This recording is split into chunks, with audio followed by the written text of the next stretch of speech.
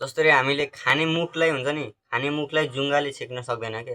यदि हामीले भोक लागिरहेछ भने हामी जसरी पनि जुङ्गा यताउता ढल्काएर पनि हामी भोजन गर्न सक्छौँ। हो त्यसै गरी नै भगवान्ले के भन्नुभएको छ भने राम्रो कामलाई नराम्रो कामले छेक्न सक्दैन भन्नुभएको छ कि भगवान्ले। एकदम खतरा श्लोक भन्नुभएको छ। जुन मानिस राम्रो काम धेरै गर्छ भने त्यो मानिसलाई नराम्रो कामले प्रभाव पार्न सक्दैन। त्यो कति राम्रो श्लोक भन्नुभएको छ। भगवान श्रीकृष्णले अध्याय 6 श्लोक नम्बर 40 मा भन्नुभयो, भगवानुवाच पार्थ नैवेह नामुत्र विनाशस्तस्य विद्यते न हि कल्याणकृत् कश्चित् दुर्गतिं तात गच्छति रे के। यसको अर्थ के हो? भगवानले भन्नुभयो हे पृथपुत्र भनेर कसलाई भन्नुभयो? अर्जुनलाई भन्नुभयो, कल्याण कर्ममा लागिरहने योगीको विनाश यो लोकमा पनि हुँदैन र परलोकमा पनि हुँदैन।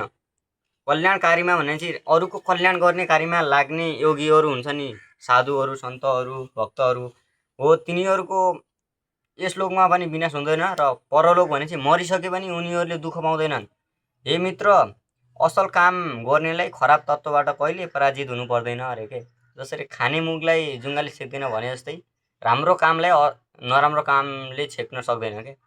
त्यसैले हामी राम्रो काम गरिरहेछौँ भने नराम्रो कामले हामीले छेक्न सक्दैन। जस्तै एउटा समाजमा, जस्तै एउटा गाउँमा, जस्तै एउटा राम्रो मान्छे, जस्तै नाम जप गर्ने मान्छे रहेछ, त्यो गाउँको पुरै गाउँ, जस्तै पुरै गाउँका मानिसहरू केही पनि गर्दैनन्, पाप धेरै गर्छन् भनेपछि त्यो व्यक्तिलाई पाप गर्नमा लाग्दैन, त्यो व्यक्ति पाप गर्नतिर लाग्दैन के। हो त्यसैले राम्रोको जहिले पनि जित हुन्छ। राम्रो कर्मलाई नराम्रो कुराले फरक पार्दैन भन्नुभयो। कति राम्रो श्लोक भन्नु छ भगवान्ले। हो त्यसैले पनि हामी भक्तिमा अथवा हाम्रो राम्रो लक्ष्यमा लाग्यौँ भने चाहिँ हामीलाई नराम्रो कुराले फरक पार्दैन के। हरे कृष्ण सबैलाई। यो एकदम इम्पोर्टेन्ट हो र यो च्यानलमा हजुरहरू नयाँ हुनुहुन्छ भने सब्सक्राइब गर्न नभुल्नु होला।